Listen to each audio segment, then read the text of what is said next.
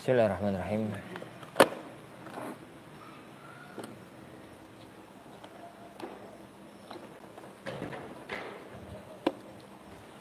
Alhamdulillahirabbil alamin, wassalatu wassalamu ala asyrafil anbiya wal mursalin nabiyina Muhammadin wa ala alihi wa ashabihi ajma'in, wa la haula wa la quwwata illa billahi rabbil alamin. Asyhadu an la ilaha illallah wahdahu la syarikalah, asyhadu anna Muhammadan abduhu wa rasuluh. Allahumma salli wa sallim wa barik ala nabiyyina Muhammad wa ala alihi wa ashabihi wa man sara ala nahjihi ila yaumiddin, amma ba'd.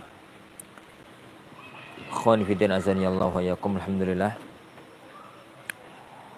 kita lanjutkan kajian kita.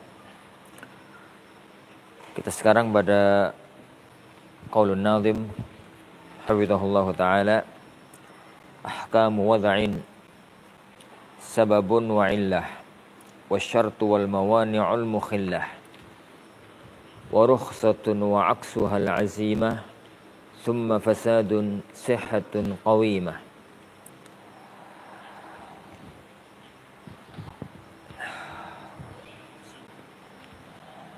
Beliau mengatakan ahkamu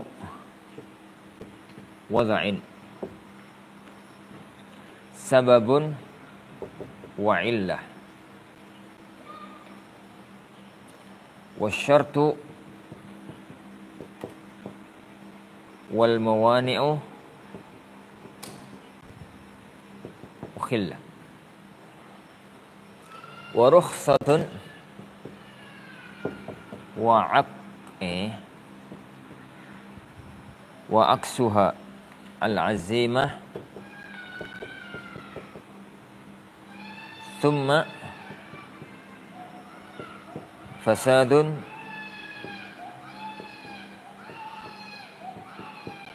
qawimah.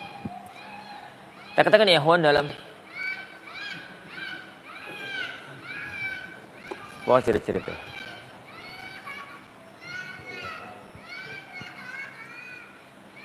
tapi ikhwan, kita katakan dalam kita membahas tentang hukum ahkam al-hukm syar'i. Kita katakan bahwasanya hukum syar'i, al-hukm syar'i itu ada dua. Ada hukum taklifi dan ada hukum wad'i. Ada hukum taklifi dan ada hukum wad'i. Pembahasan tentang hukum taklifi sudah kita selesaikan kemarin. Ringkasannya, hukum taklifi itu adalah sebuah hukum yang berkaitan dengan beban syariat kepada manusia. Dan itu ada dua. Jadi ada at-talab yang sifatnya tuntutan, ada yang sifatnya at-takhir, kajian kemarin. Dan talab itu ada dua. Ada talabul fi'al, tuntutan untuk mengerjakan, ada talab at-tark, tuntutan untuk meninggalkan. Masing-masing dari keduanya ada jazim dan ghairu jazim. Itu telah kita selesaikan kemarin. Baik. Yang hasilnya ini ada dua, ini ada dua, ini satu. Berarti hasilnya hukum taklifi ada 5. Ada yang jazim dan itu adalah wajib. Ada yang ghairu jazim dan itu adalah mustahab. Yang tark ada yang jazim dan itu adalah haram. Ada yang ghairu jazim dan itu adalah makruh dan ini adalah mubah. Ini hukum taklifi ada 5 dan itu yang masyhur al-ahkam at-taklifi al-khamsah. Hukum taklifi yang ada 5. Kita tinggalkan masalah hukum taklifi. Sekarang kita masuk kepada hukum wad'i. Al-hukmul wad'i itu diambil dari kata-kata wad'a. Yang diambil dari kata-kata wad'a. Wad'a itu apa maksudnya? Meletakkan. Ini didefinisikan oleh para ulama li syai'in akhar. Itu definisi yang paling gampang. Hukum wad'i itu ma wada'ahu syari', sesuatu yang dijadikan, diletakkan oleh asy-syari' sebagai alamatan li syai'in akhar, sebagai tanda untuk sesuatu yang lain. Tatkala ini Allah Subhanahu wa taala misalkan mengatakan wa aqimis salata liduluki asy-syams. Wa aqimis salata liduluki asy-syams, dan dirikanlah salat saat atau karena tergelincirnya matahari ke arah barat. Di sini wa aqimis shalah itu ada tuntutan untuk mengerjakan salat. Kita aqimis shalah dan dirikanlah salat. Dirikan itu perintah dari Allah kepada hamba untuk mendirikan salat. Maka hukum ini namanya hukum taklifi. Di sini taklifi. Karena ada perintah dari syariat, ada beban dari syariat kepada mukallaf, kepada seorang hamba untuk mengerjakan ibadah salat.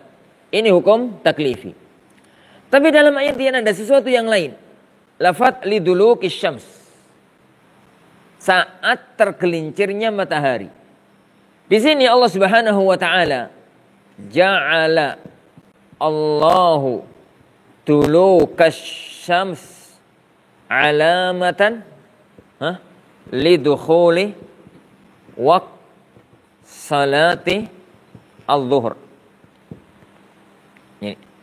Lafaz liduluki syams wa aqimis shalah, dan dirikanlah salat saat tergelincirnya matahari. Aqimis shalahnya hukum taklifi. Tapi lafaz liduluki syams ini satu hukum. Satu hukum yang maknanya adalah Allah Subhanahu wa taala menjadikan dulukus syams itu sebagai alamah, tanda bahwa waktu zuhur telah masuk. Lah, keterangan ini itu namanya hukum al-wad'i. Keterangan ini itu namanya hukum wad'i. Jadi dalam hukum wad'i itu tidak ada keterangan syariat kamu harus lakukan ini, kamu lakukan ini, kamu lakukan itu. Tapi ini sebab sesuatu yang lain.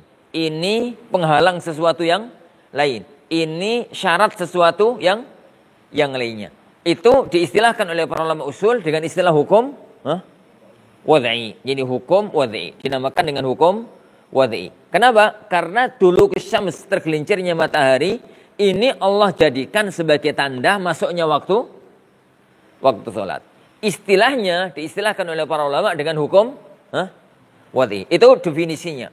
Jadi kalau hukum taklifi itu tuntutan syariat untuk mengerjakan sesuatu atau meninggalkan sesuatu. Kata hukum wad'i yang dijadikan oleh syariat sesuatu sebagai tanda sesuatu yang lain dalam masalah hukum agama.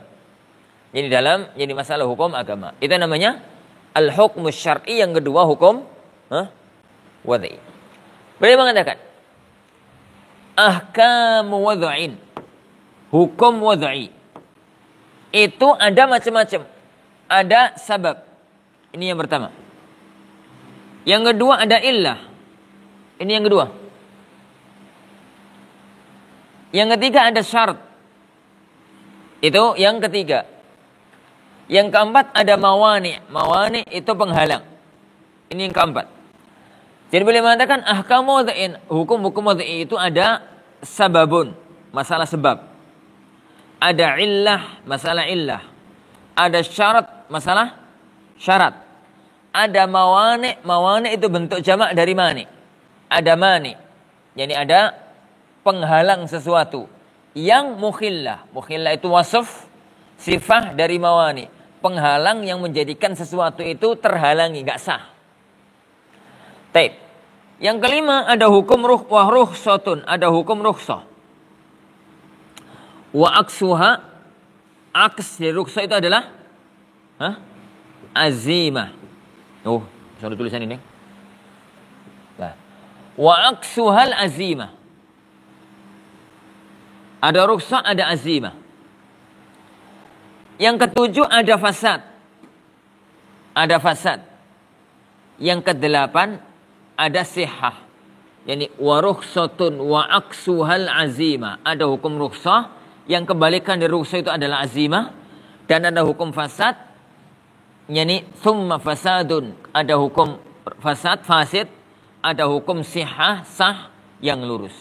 Jadi pembahasan hukum pembahasan ya Ikhwan, mengenai masalah hukum wad'i itu ada 8 poin.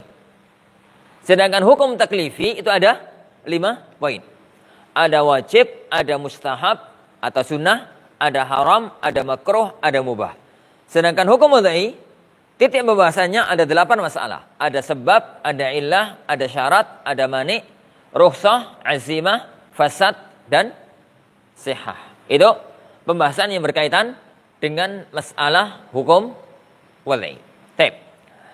Sekarang kita masuk ke dalam perincian satu persatu dari ke-8 masalah hukum wad'i. Jadi satu persatu dari 8 masalah hukum wad'i. Beliau mengatakan fasababun. Beliau mengatakan fasababun. Fasababun dalla ala al-wujudi wa faqduhu dalla ala al-fuqudi.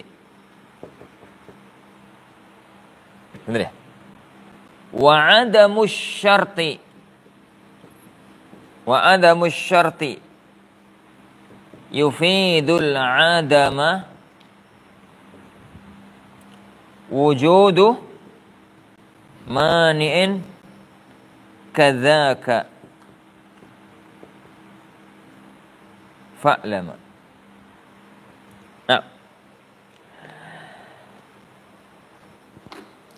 beliau mengatakan fasababun. Apa definisinya sebab? Asalnya kita sekarang ada sebab, ada ilah, ada syarat, ada mani, rukhsah, azimah, fasad, sihah. Kita bahas poin yang pertama, sabab. Apa itu sabab? Definisi beliau, fasababun dalla 'alal wujudi. Sebab itu sesuatu yang menunjukkan adanya sesuatu yang lain. Jadi sebab itu adalah dalla menunjukkan 'alal wujudi, atas sesuatu yang lain. Wa faqduhu, tidak adanya sebab itu dalla 'alal fuqudi, menunjukkan tidak adanya sesuatu yang lain. Wa adamu syarti, beliau mendefinisikan masalah syarat, dan tidak adanya syarat itu yufidul adama, menunjukkan tidak adanya sesuatu yang lain. Wujudu mani'in, adanya mani', kadzaka, demikian kembalinya ke sini, yufidul adama. Adanya mani' itu berkonsekuensi tidak adanya sesuatu. Fa'lama, maka ketahuilah. Ini wujudu mani'in kadzaka fa'lama, maka ketahuilah. Kita berarti dalam 2 bait ini beliau membahas 3 poin. Sabab, terus syarat, terus mani. Beliau membahas 3 poin, sabab, terus syarat, terus mani. Kita bahas 3 poin itu. Semoga waktunya cukup. Cukuplah, gampang kok.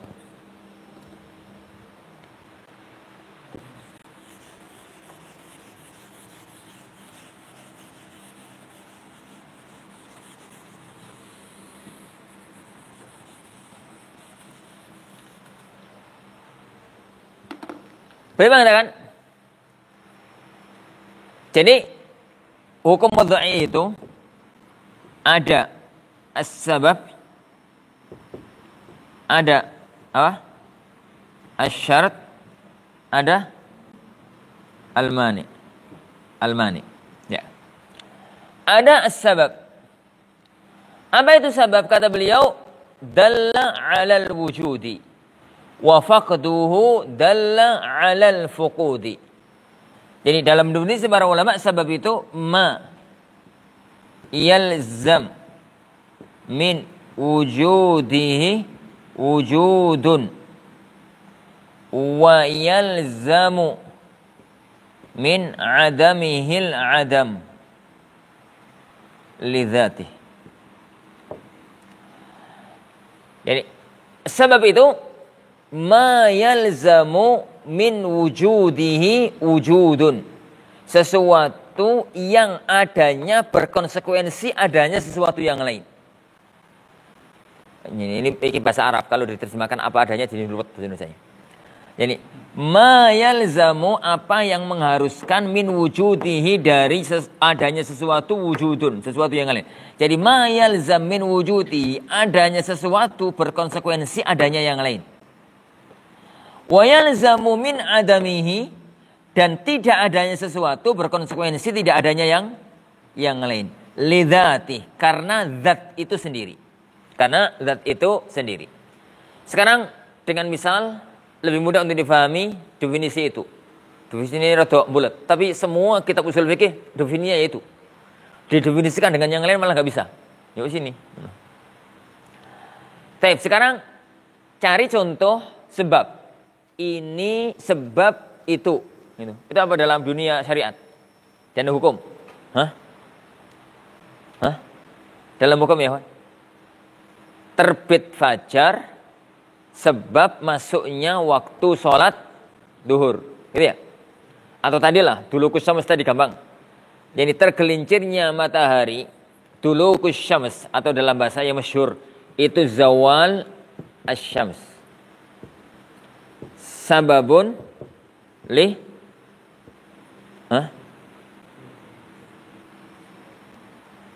dulukus syams itu sebab wajibnya salat zuhur. Yani sababun li salatiz zuhri. Sabab li salatiz zuhur. Tergelincirnya matahari, tergelincir itu berarti dari pertengahan matahari tatkala di tengah langit terus sudah bergeser ke arah barat. Itu namanya zawal, atau dalam bahasa Al-Qur'an tadi duluk. Bahasa kita ya tergelincir. Tergelincirnya matahari itu sebab waktu sholat duhur, sebab adanya sholat duhur, wajibnya sholat duhur, masuknya waktu sholat duhur. Kenapa kok tergelincirnya matahari dinamakan dengan sebab? Karena adanya wujuduhu, adanya tergelincir matahari berkonsekuensi wujud sholatul duhur. Jadi wujuduz zawal itu berkonsekuensi wujudu salatiz zuhur. Adanya zawal, begitu matahari itu gelincir, konsekuensinya seorang muslim yang terpenuhi syarat harus salat zuhur. Makanya jadi wujuduz zawal yalzam wujud salatiz zuhur. Jadi adanya tergelincirnya matahari itu berkonsekuensi adanya sholat zuhur. Itu terjemahan dari ma yalzam min wujudihi wujud. Sekarang berikutnya. Adam az-zawal. Adamuz zawal. Tidak adanya tergelincir matahari. Matahari jam 09.00, jam 10 durung tergelincir. Itu yalzam apa? Kata beliau, yalzamu min adamihil adam. Tidak adanya tergelincir matahari berkonsekuensi adam salat az-zuhur. Tidak adanya salat zuhur, tidak adanya salat zuhur. Jadi adanya berkonsekuensi adanya hukum, tidak adanya berkonsekuensi tidak adanya hukum. Itu namanya sebab. Beda kalau kita mengatakan yani at-taharatu titik-titik as-salah.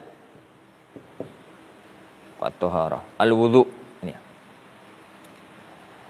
Taharah atau wudu sama aja. Dan untuk gampang, dari contoh. Kita sebut wudu. Al-wudu. Al-wudu. Wudu itu punya kaitan dengan sholat, pasti. Wudu itu punya kaitan dengan sholat apa tidak? Ya iya. Sholat iso nggak sah kalau nggak punya wudu. Berarti wudu itu dijadikan oleh Allah tanda tentang masalah sholat. Tapi apakah dia sabab? Kita lihat sekarang. Definisi sabab itu kan ma yalzam min wujudihi wujud wa yalzam min adamihil adam. Adanya berkonsekuensi adanya hukum, tidak adanya berkonsekuensi tidak adanya hukum. Tidak adanya hukum. Sekarang kita mengatakan wujudul wudu yalzam wujud as-salah. Terus adamul wudu yalzam adam as-salah. Lihat. Ini benar apa salah? Tidak adanya wudu, maksudnya orang itu dalam kondisi hadas berarti berkonsekuensi nggak adanya sholat, maksudnya nggak sahnya sholat. Kalau ini benar. Tidak adanya wudu, konsekuensinya tidak ada sholat. Dihukumi tidak ada sholat. Orang itu sholat pun nggak sah, dianggap nggak ada sholatnya. Kalau ini benar. Yang atas, adanya wudu berkonsekuensi adanya sholat. Jadi uang itu wudu mesti sholat. Bener apa enggak? Enggak. Oh, betapa banyak orang itu wudu tapi gak kepingin sholat. Wudu pengen turu. Arepe turu wudu. Arepe maca Quran bagi yang mewajibkan wudu. Arepe tawaf wudu. Tapi gak sholat. Jadi adanya wudu dikatakan mengharuskan adanya sholat. Titik ini salah. Titik ini salah. Gitu. Berarti kalau begitu wudu itu bukan sebab sholat. Di sini jangan tulis sebab. Tulis yang lain nanti. Ini tulis yang lain. Dalam arti barahuitin azanillahu wa yakum, kalau kita katakan al-wudu'u sababun as-shalah, ini salah. Karena hasilnya wudu itu tidak adanya wudu memang konsekuensinya tidak adanya sholat. Tapi adanya wudu nggak mesti harus sholat. Di titik ini salah. Padahal definisi dari sebab itu adanya sesuatu berkonsekuensi adanya yang lain. Tidak adanya berkonsekuensi tidak adanya yang lain. Jika wujuduhu yalzamul wujud, adamuhu yalzamul adam, maka namanya sebab. Siapa yang bisa memberikan contoh yang lain tentang as-sabab asy-syar'i? Sebab.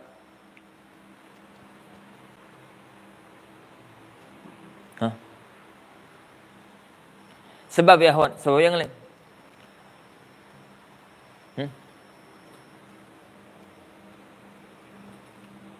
Apa? Bulan Ramadan sebab puasa. Ini dia. Ya. Jadi syahru Ramadan sebab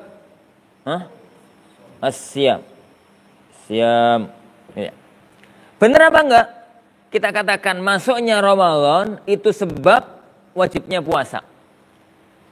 Yani sebab wajibnya puasa Ramadan. Kita katakan wajibnya puasa. Benar apa tidak? Kita lihat. Wujuduhu yalzam min wujudihi. Benar? Adanya Ramadan konsekuensinya harus puasa. Tidak adanya Ramadan konsekuensinya tidak wajib puasa. Benar? Benar. Berarti puasa masuknya waktu Ramadan itu sababus siyam. Itu sabab as-siyam. Tatkala kita mengatakan al-istita'ah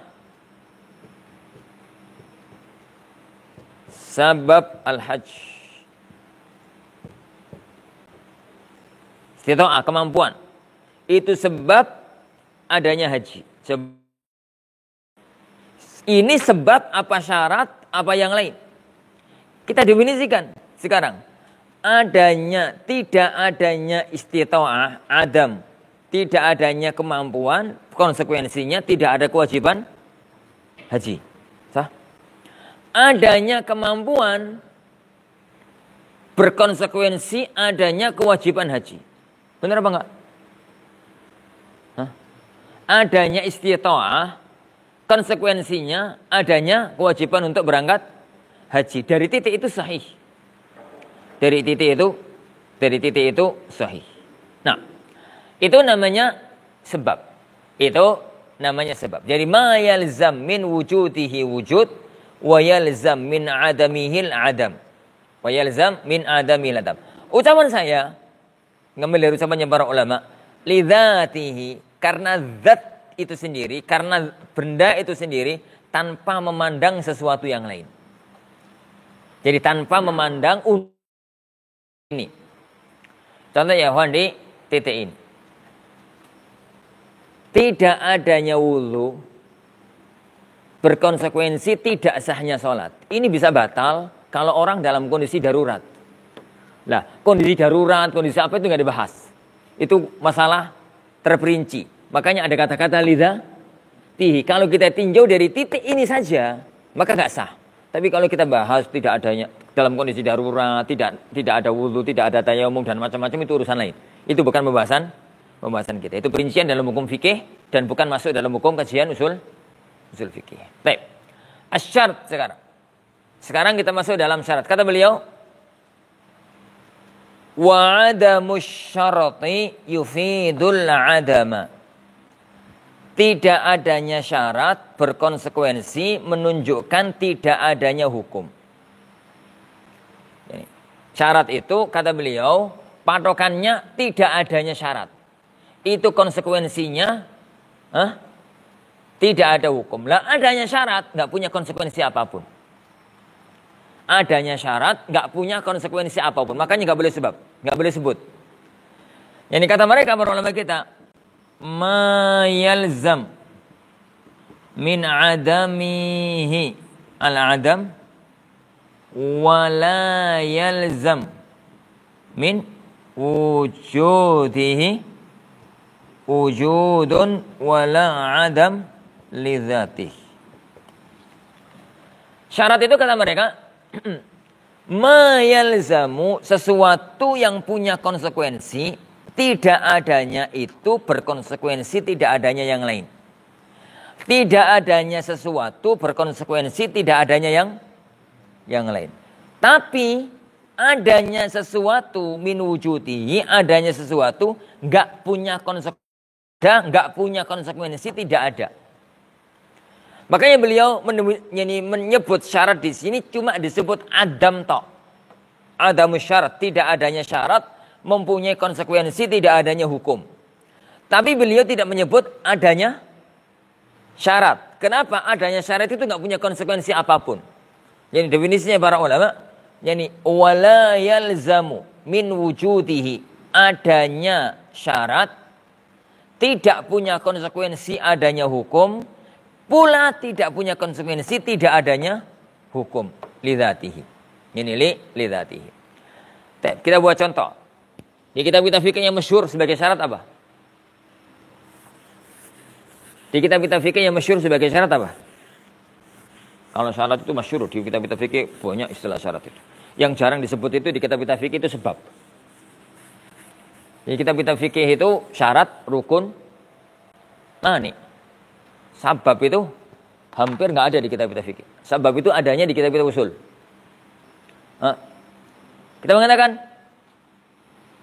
ya.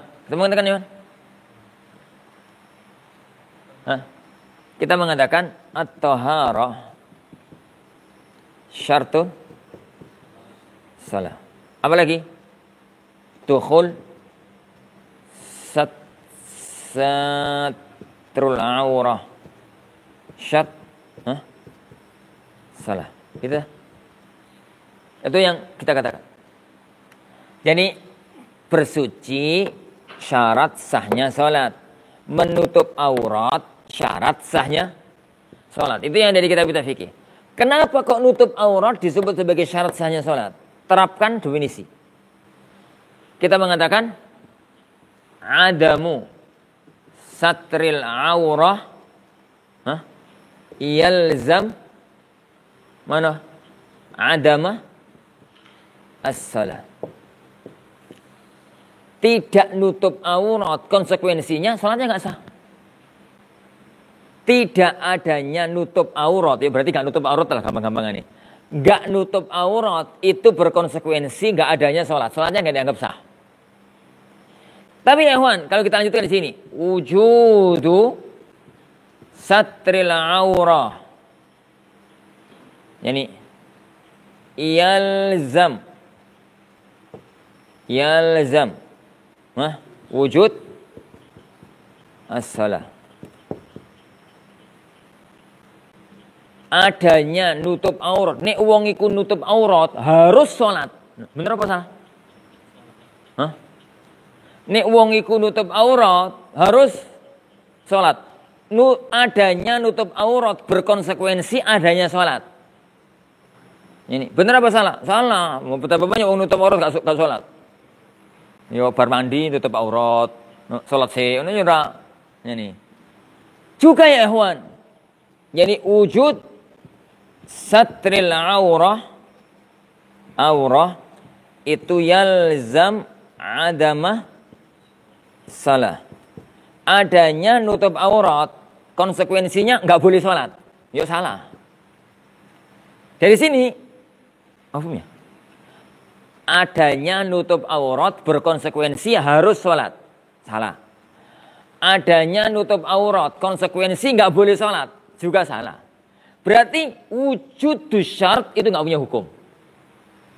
Nggak punya konsekuensi wujud, nggak punya konsekuensi adam. Nggak harus ngerjakan, juga nggak boleh ngerjakan. Jadi dari situ maka yang beliau mengatakan di sini, kenapa tatkala nyebut sabab beliau nyebut wujud, nyebut faqat.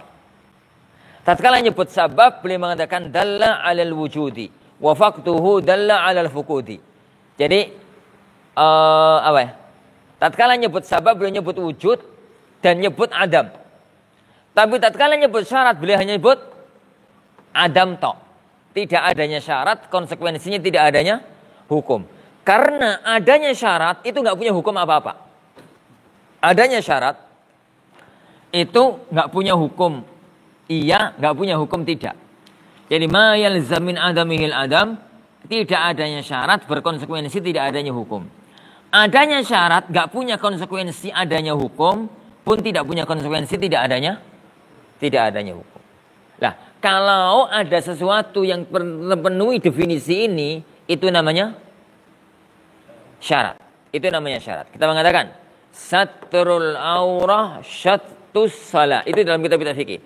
Kenapa kok nutup aurat dinamakan dengan syarat? Ya konsekuensinya ini. Tatkala nggak nutup aurat, konsekuensinya sholatnya nggak sah. Tapi nutup aurat nggak harus sholat, juga nggak harus tidak sholat. Itu definisi berhasil diterapkan pada ini, berarti itu namanya syarat. Itu namanya syarat. Yani begitu. Itu namanya syarat. Baik. Ini contoh dari syarat. Tapi ada satu contoh diterapkan dengan kaidah ini tuh persis, tapi bukan syarat. Kita mengatakan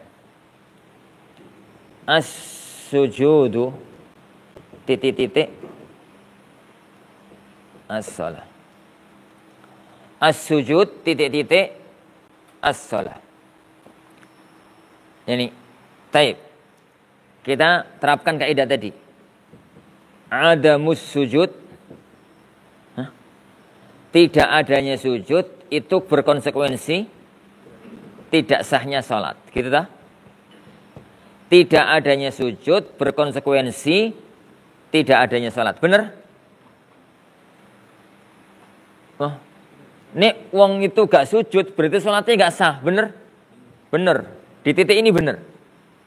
Nek wong itu gak ada sujud berarti konsekuensinya sholat itu dianggap gak sah. Di titik ini bener. Baik. Kita lanjut. Wujudu sujud. Adanya sujud. Nek wong iku sujud konsekuensinya wujudus shalah. Nek wong iku sujud mesti harus sholat. Benar apa enggak? Enggak, karena di sana ada sujud syukur. Di sana ada sujud tilawah, yang itu bisa dilakukan di luar salat. Berarti adanya sujud enggak mesti salat. Enggak mesti salat.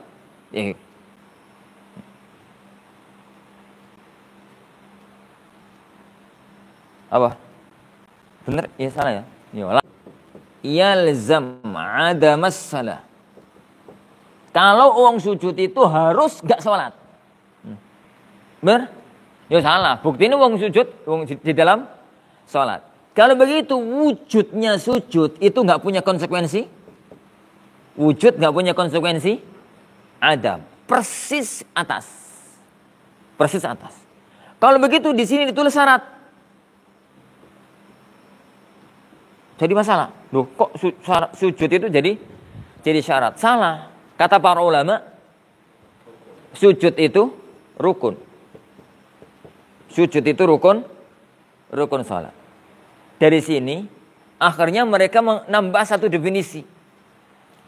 Syarat itu ma yalzamu min adamihil adam wala yalzamu min wujudihi wujudun wala adamun lidzatihi wa huwa kharijun an haqiqatihi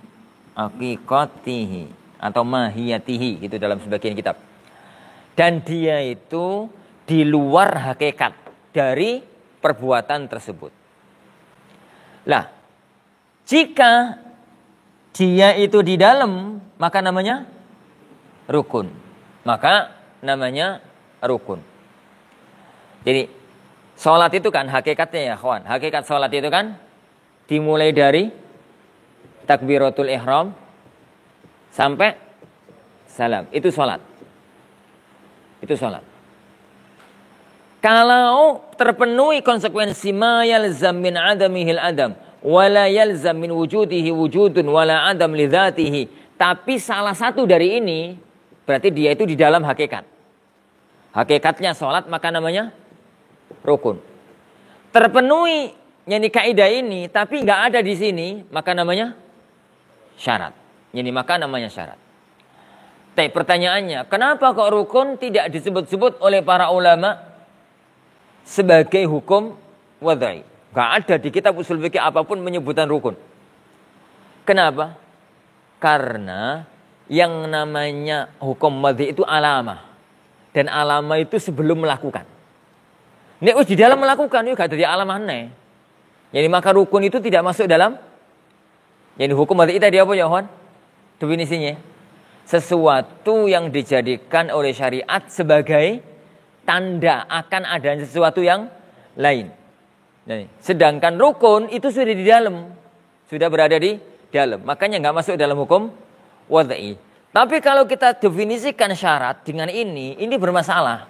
Karena ini syarat iya, rukun iya. Sedangkan definisi itu, konsekuensi dari definisi itu, istilah para ulama usul fikih itu, definisi itu baru benar jika jami' mani'. Ngomong enggak? Ya ora apa-apa lah titik-titik. Jadi, kenapa kok para ulama ruwet di sini ya, kawan? Sebenarnya ngaji usul fikih, bang iku rada gak cocok. Tapi piye meneh? Sabar ana sabar antum ya. Jadi, jadi begitu rada gak cocok. Masalahnya rada ruwet. Ini, apalagi nanti kalau kita sudah masuk dalalah, dan beliau menyebutkan di kitab kecil itu beliau menyebutkan masalikul illah. Alhamdulillah beliau tidak menyebutkan qawadih gitu aja. Ini, menyebutkan qawadih mumet antum. Ini, beliau hanya menyebutkan masalikul illah. Jadi seandainya beliau menyebutkan qawadihul illah itu anak nggak membayangkan seandainya kitab kecil loh. Padahal dalam kitab aslinya Lubul Usul ada masalah qawadih. Tapi ya beliau sadarlah bahwasanya ini untuk muqaddimah, jadi masalah qawadihul illah enggak disebut. Ngomong apa mau ya? Kenapa kepala ulama ruwet di sini? Kok ruwet di sini? Ini ditambah ini barang kenapa? Karena syarat dari definisi itu bisa dianggap benar jika jami' mani. Dalam istilah sebagian para ulama muttarid munakis. Apa satati mutorit ya jami, munakis ya mani, ngono wae. Iku istilah lain ngono wae kok. Ini jami mani. Apa itu jami? Definisi baru tepat kalau tatkala definisi itu mencakup semua yang didefinisikan. Kalau kita mengatakan Al-Qur'an. Gitu ya?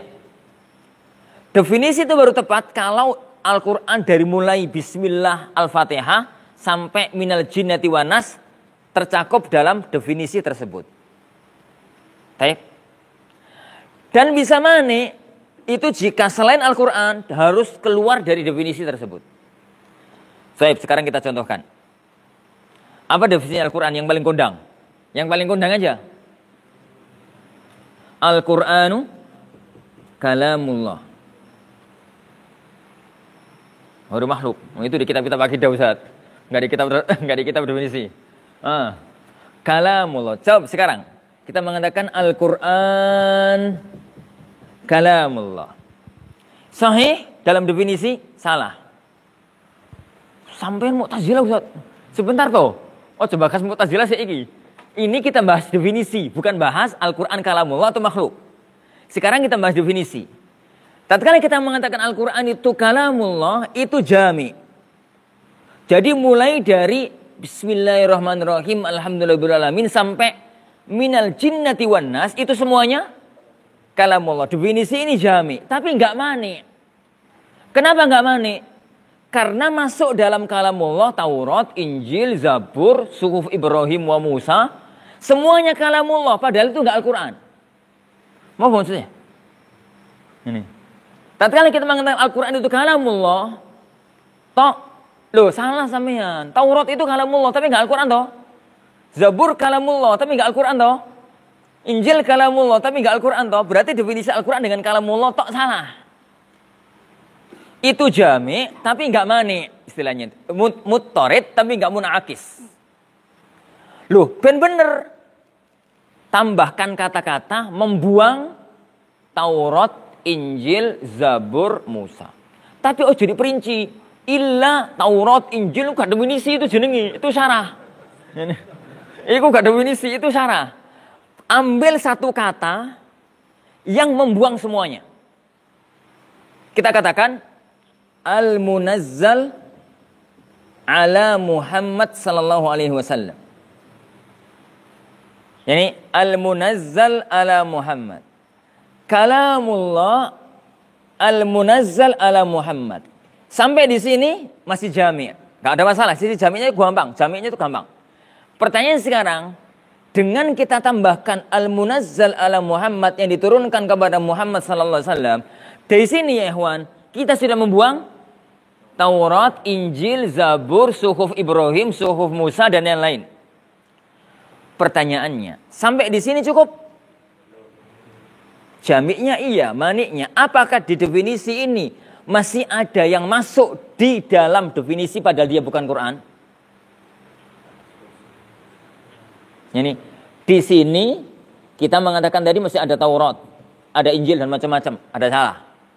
Di sini masih ada hadis Al-Qudsi. Hadis Qudsi juga kalamullah al-munazzal ala Muhammad. Padahal dia bukan Al-Quran. Atau sebagian ulama menyebutnya hadis ilahi. Berarti harus menambahkan kata untuk membuang hadis Qudsi. Menambahkan kata untuk membuang hadis Qudsi. Yani, dan jangan diperinci.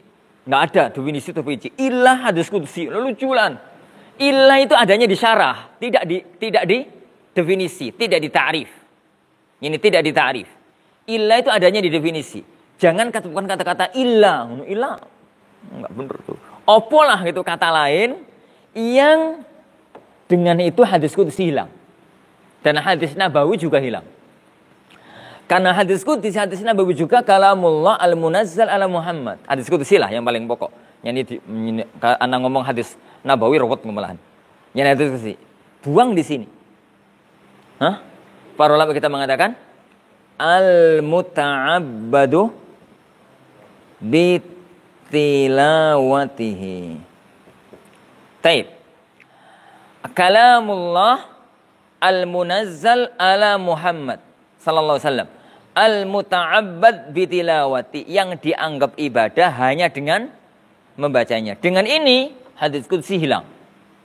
Kenapa? Hadis Qudsi itulah yuta'abbad dengan membaca per hurufnya. Tapi dia itu dengan memahami maknanya, dengan mengamalkannya dan macam-macamnya. Yang yuta'abbad bitilawatihi, pada huruf-hurufnya dan macam-macam, yang maksudkan itu hanya Al-Quran Al-Karim. Sampai sini masih ada yang masuk? Hah? Masih ada yang masuk?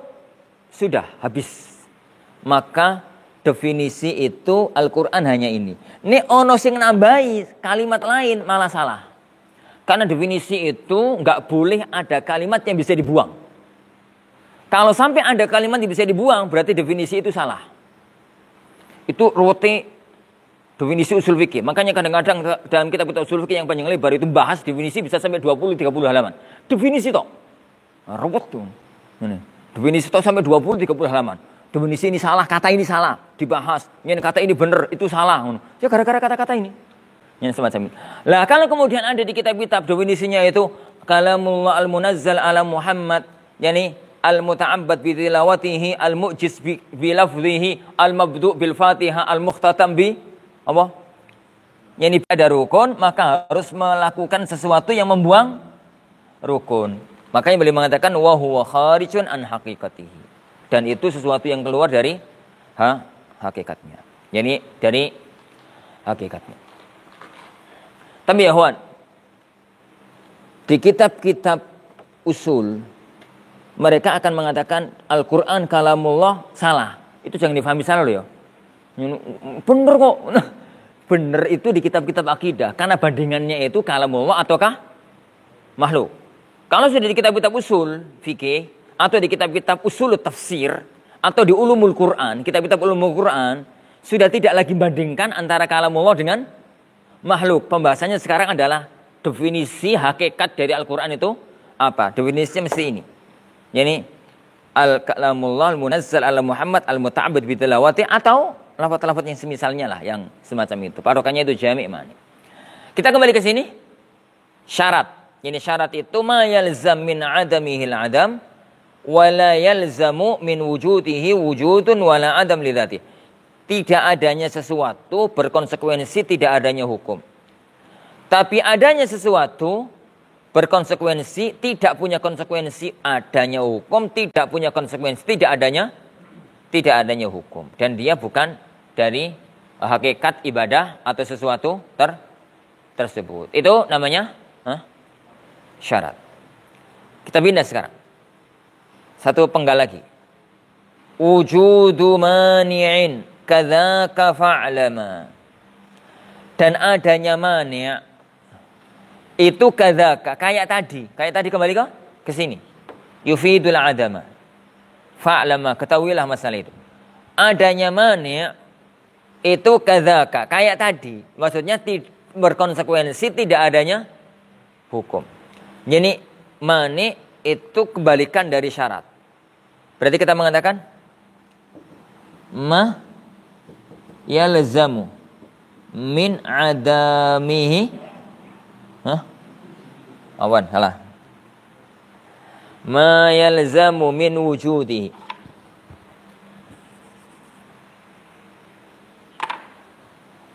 Ma yalzamu min wujudihi adam. Ma yalzamu min wujudihi al-adam. Wala yalzamu min adamihi al-adam. Wala al-wujud lidhatihi. Ma yalzamu min adamihi al-adam. Wala yalzamu min wujudihi al-wujud wal adam lidhatihi. Ya, samalah. Ma yalzam min wujudihi al-adam. Adanya mani konsekuensinya tidak adanya hukum. Tapi tidak adanya mani tidak punya konsekuensi apapun. Tidak ada konsekuensi adanya hukum, tidak ada konsekuensi tidak adanya hukum lidhati. Ambil contoh ya, Juan. Ambil contoh sekarang mani. Mani dalam sebuah hukum. Apa? Al-haidhu mani as-salah. Mana dah? Jangan katakan ada mutahara ya, Juan. Al-haid. Jadi al-haidhu mani as-shalah. Haid itu menghalang salat. Kenapa kita katakan haid itu penghalang salat? Konsekuensi dari definisi tadi jelas. Kita mengatakan wujudu al-haid yalzam min adami salat. Adanya haid berkonsekuensi tidak adanya salat. Maksudnya tidak boleh orang salat. Salat pun enggak sah. Salat pun enggak sah. Terus kita mengatakan adamul haid. Nek wong itu enggak haid, maksudnya adamul haid itu kalau wanita sedang enggak haid.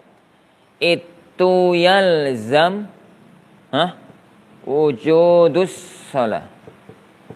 Nek wong enggak haid harus salat. Ini karena enggak haidnya.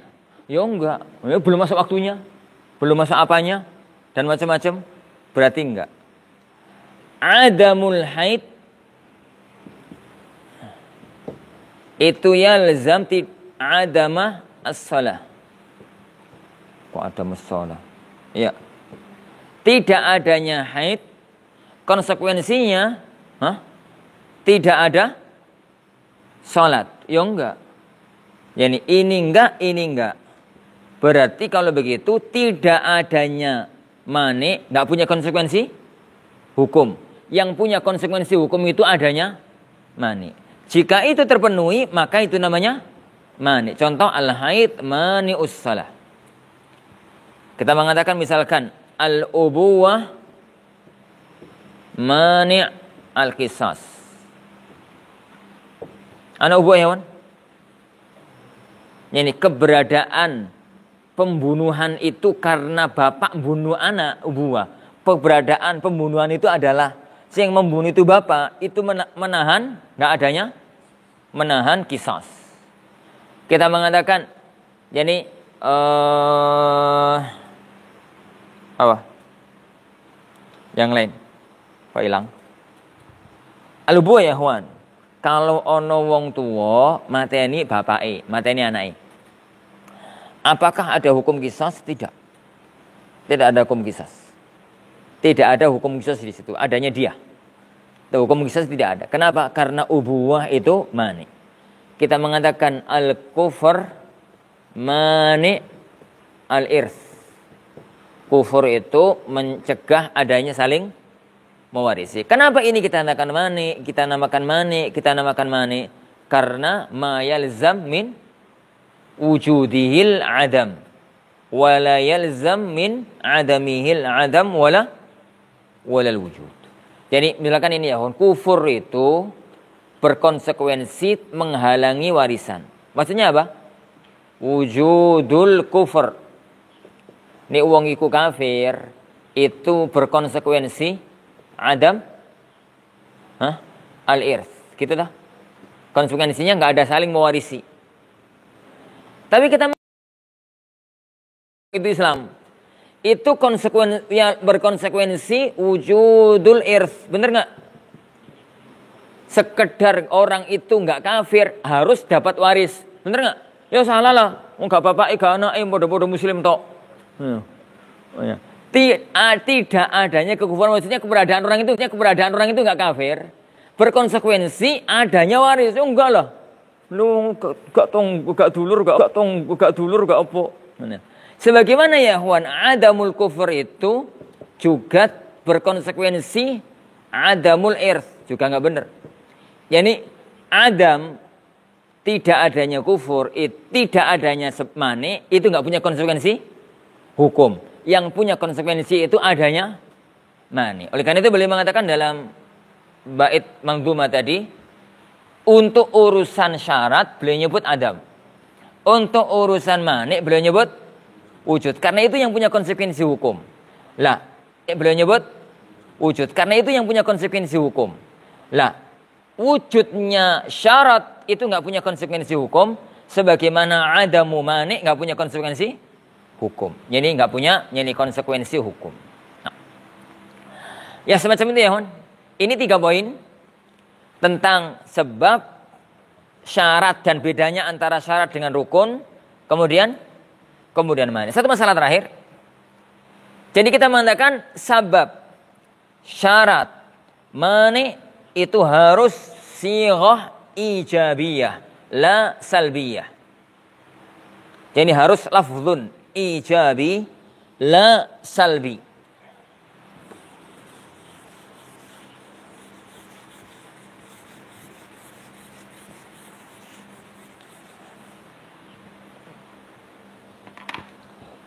Beliau tidak menyebutkan itu dalam bait, tapi harus Anda katakan. Jadi itlaqu al-wada' itu bilaf ijabi la salbi. Mengungkapkan hukum wadai itu harus dengan lafaz ijabi, tidak dengan lafaz salbi. Lafaz salbi yo adam kada, adam kada, adam kada. Lafaz ijabi yo satu kata itu tok. Jadi tatkala kita mengatakan dulukus syams, at-taharah, al-haid, an-nifas, al-kufr. Semua ini lafaz apa ya? Ijabi. Tapi kalau kita mengatakan adamut taharah, ini lafaz salbi. Adamut taharah, adamul kufr, ini lafaz salbi. Jadi nggak boleh kita mengatakan adamu at-taharah mani as-salah. Ini bukan lafaz usul fikih. Ini lafaz syarah. Penjelasan syarah apa? Lafaz usul fikih nggak boleh menggunakan kata-kata ini. Karena kalau kita mengatakan mani berarti hukum wad'i. Sedangkan pengungkapan hukum wad'i itu harus menggunakan lafaz ijabi. Jadi jangan katakan ada mutahara. Rubah, hilangkan ini, ganti lafaz satu kata. Apa? Ya haid lah. Haidun itu mani at-tahara. Atau al-hadatsu mani. Kok mani tahara? Mani as-salah. Begitu. Kita mengatakan di sini adam tahara ini buang. Satu kata lain yang semakna dengan ini. Kita mengatakan al-hadath. Lah, pengungkapan hadas ini namanya lafzun ijabi. Pengungkapan adamut tahara ini namanya lafzun salbi. Dan dalam pengungkapan hukum wad'i itu nggak boleh menggunakan lafaz ini semacam itu. Kenapa jadi nanti kebolak-balik? Kita mengatakan at-taharah syartus salah. Taib contohnya mana apa ya hi? Adamut tahara enak men. Ini mani as-shalah pinter ngono carane. Ini. Yo opo ngono lah pokoke aja ngene ngono lho. Ini ojo semacam ini. Gunakan lafaz lain yang semakna dengan adamut tahara tapi lafaz yang satu namanya lafazun ijabi. Yo hadas sopon, hadas atau haid atau nifas. Ini ngono carane akeh. Ini semacam itu. Nah, itu jadi mengitlakkan, jadi mengungkapkan hukum wad'i itu harus bilafzin ijabi la as-salbi. Harus dengan lafaz yang ijabi, tidak dengan lafaz salbi. Lafaz salbi itu lafaz manfi, lafaz yang ada adam, la, nafyu atau yang semisalnya. Itu lafaz salbi atau lafaz manfi. Nah, ya. Sampai sini ya, Man? Ada masalah?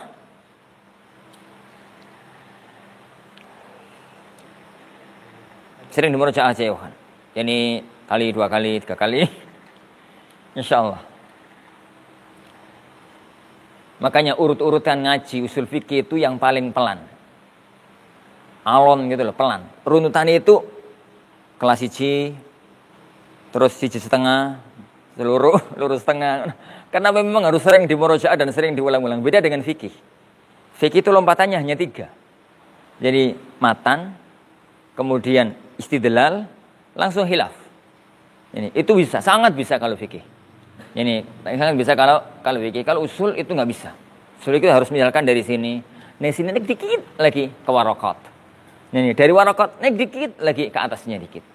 Dari misalkan kalau dalam urut-urutan usul fikih Syafi'iyah kan naik dikit ke luma. Dari selesai luma naik dikit. Ini ke Minhajul Wusulnya Baydawi. Dari itu naik dikit aja, naik dikit gitu. Naik dikit yang semacam itu. Naik pengen lompat ya ora apa-apa sebenarnya. Tapi harus ngejar. Yani harus ngejar. Nah, tapi yang penting ya ikhwan, semua ilmu itu pondasinya. Semua ilmu itu yani pondasinya fahami insyaallah yang atasnya gampang. Yani kalau manzumah ini antum fahami, pelajari warokat karo merem bisa. Karo merem itu bisa. Maksudnya karo ngantuk, karo merem. Karo hoib yani sekali dua kali itu enggak ada masalah. Warokat itu yani pembahasan kitab ini lebih lengkap dibandingkan warokat, tapi sedikit lebih luas warokat dibandingkan ini. Jadi naik ke warokat itu karo merem, karo melayu gitu, itu bisa. Karo melayu, karo apa. Jadi ilmu itu yang penting pendasarannya ya, pendasaran ilmiahnya. Yani pendasaran ilmiahnya. Kita agak pelan di sini enggak terlalu masalah. Yani karena sebagai pondasi ilmiah.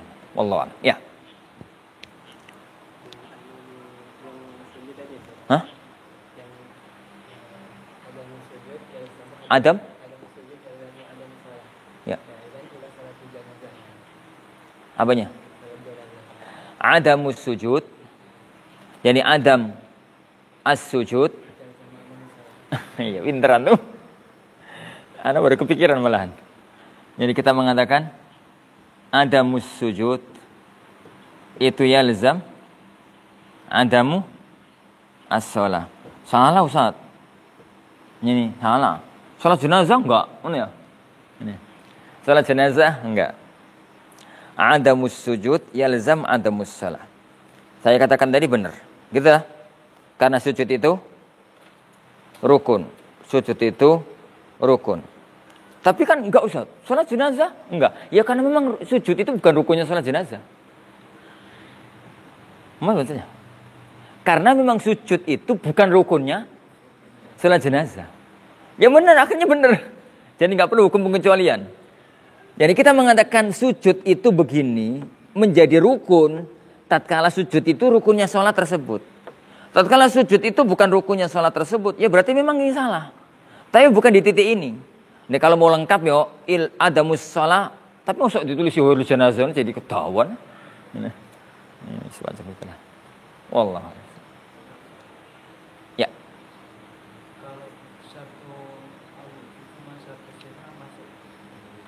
Jadi dalam fikih itu adalah ada istilah syartul wujub, ada istilah syartus sihah. Jadi kalau kita bicara syarat gitu ya, dalam dunia fikih itu ada dua. Ada syartul wujub, ada syartus sihah. Perincian ini adanya di fikih dan tidak ada di usul. Maksudnya sebenarnya tidak masuk dalam hukum dalam kajian usul fikih, tapi sebagian kitab usul fikih membahasnya. Tapi perincian ini adanya di kitab-kitab fikih. Adanya di kitab-kitab ini fikih. Enggak ada masalah. Yani padokannya tetap syarat. Yani bedanya kalau kita mengatakan yani syaratul wujub ya Wan, apa contohnya? Syaratus sihah. Dalam dunia haji, syaratul wujub itu istita'ah. Syaratus sihah? Hah? Al-buluh. Ya. Benar ya? Apa salah? Syaratus sihah. Dalam sholat robot makas kaji. Dalam sholat syaratul wujub. Hah? Syaratul wujub ya Ikhwan? Mesti dalam semua kitab-kitab usul fikih itu syaratul wujub ini mesti al-Islam, al-buluh, al-aql, gitu toh. Tetap itu ke belakang. Kalau ini, ya kalau syaratus sihah itu baru yang tadi kita mengatakan tohara, satrul aurah dan jadi macamnya. Kita mengatakan al-buluh syart wujub as-salah. Sama ya ikhwan. Jadi adamul buluh yalzam adam wujubi as-salah. Wujudul buluh adanya balik tok. Gitu ya. Itu la yalzamu syai'an. Bisa jadi dia balik tapi enggak berakal. Jadi keberadaan dia. Jadi bisa wajib itu kalau gabungan ini. Kalau salah satunya itu enggak. Kalau salah satunya maka ini itu tidak. Allah.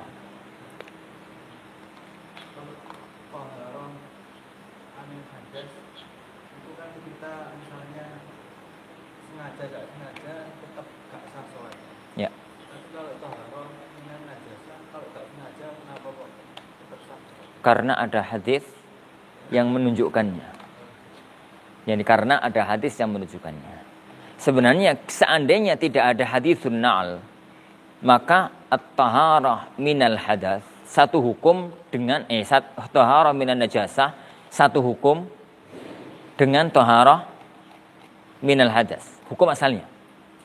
Hanya karena ada hadis na'al itu, akhirnya hukum berubah. Kenapa? Karena sebenarnya tatkala Rasulullah SAW mengatakan la yakbalu Allahu salatan bi ghairi tuhur. Tatkala Allah Subhanahu wa taala mengatakan la yaqbalullahu salatan bi ghairi tuhur, ini jelas sekali duduk permasalahannya. Jadi la yaqbalu itu fi'il. Wal fi'lu yufidul itlaq. Taib. Salatan nakirah. An-nakirah fi siyakin nafi.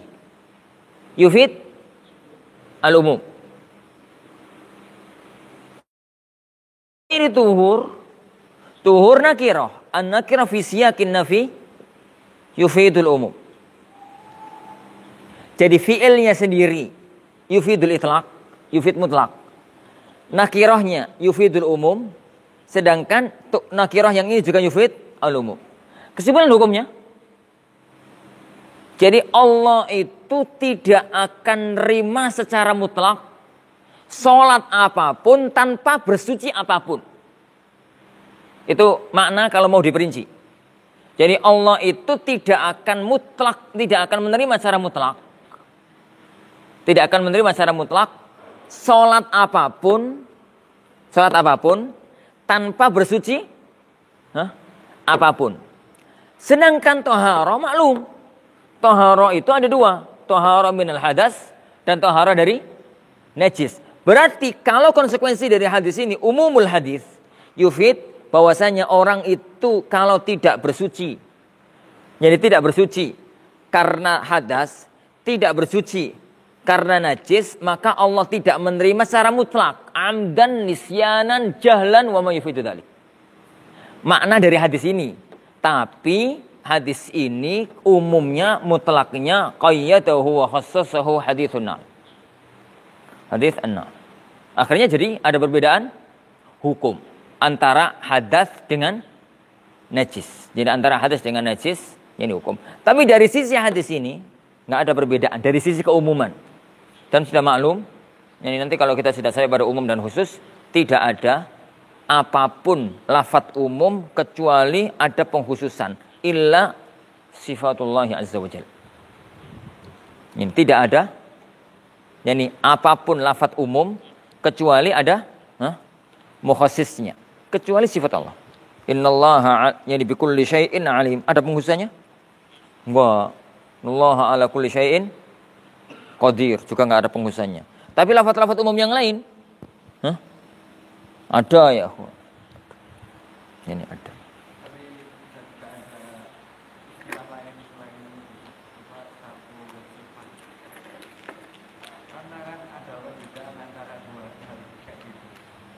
Satu sihah dengan? Ada yang ditinggalkan, misalnya kalau lupa, nggak perlu mengulang atau nggak sengaja. Nggak ada. Setahu ana nggak ada. Istilahnya ya tetap syartus sihah. Tapi itu secara global. Perinciannya diperinci. Kalau gini, kalau gini, kalau gini. Dan itu kan perinciannya. Yang penting toharah dari hadas, toharah dari najis itu syartus sihah. Hanya kapan dia menjadi syarat, kapan tidak menjadi syarat itu butuh perincian. Ingat ya Ikhwan. Semua ilmu-ilmu jenis ini itu ilmunya datang setelah syariatnya matang. Ilmu fikih yang kita pelajari di kitab-kitab matan fikih dan ilmu usul fikih itu ilmunya itu ada setelah syariatnya matang. Syariatnya itu matang dengan wafatnya Rasulullah SAW, syariat itu sudah sempurna.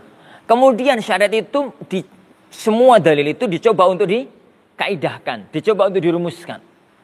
Jadi akhirnya ya muncul istilah pendekatan, muncul istilah umum pengecualian, muncul istilah ini, muncul istilah itu. Ilmu nahwu itu ilmu yang muncul setelah bahasa Arab matang. Bahasa Arab itu sudah ada sejak zaman Nabi Ibrahim. Dan sudah menjadi sempurna, sudah matang di zaman sebelum adanya nahwu, sebelum adanya Rasulullah SAW. Kemudian muncul ilmu nahwu baru di zaman tabi'in. Baru di zaman tabi'in itu baru muncul ilmu nahwu, baru muncul ilmu nahwu. Itu pun masih ngawali ilmu nahwu. Akhirnya rumusan-rumusannya itu ada yang benar, ono sing enggak, ono sing bantah, ono sing enggak. Makanya muncul mazhab ini nahwu Basrah dengan mazhab nahwu Kufah itu kan gara-gara yani tukaran. Dan bahkan analisis sebagian para ulama nahwu itu mazhab nahwu Kufah itu dibangun di atas mukhalafatul Basrah. Pokoknya asal bedo. Ini asal bedo.